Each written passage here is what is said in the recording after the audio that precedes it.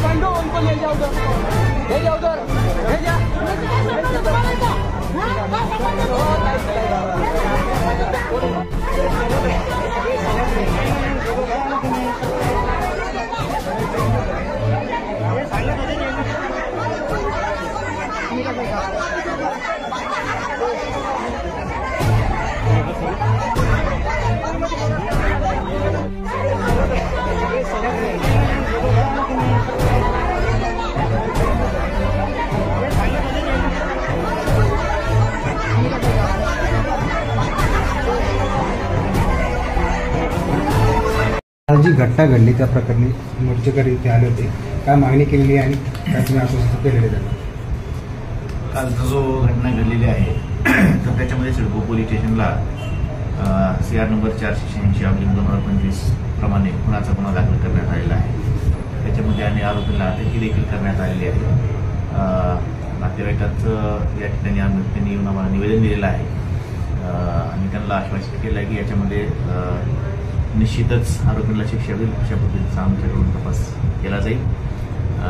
याच्यामध्ये कुठल्याही प्रकारचा निष्काळजीपणा राहणार नाही। आम्ही याच्यामध्ये सविस्तर डिटेल तपास करत आहोत। किती आरोपी अटकेत आहेत त्यात आणि किती 3 आरोपी अटक केलेले आहेत। 3 आरोपी जे हॉस्पिटलमध्ये होते तर त्यामध्ये डिस्चार्ज झाल्यानंतर लगेच आम्ही ताब्यात घेत आहोत। जखमी किती सर याच्यामध्ये? 3। आणि वादाचं नेमकं कारण काय?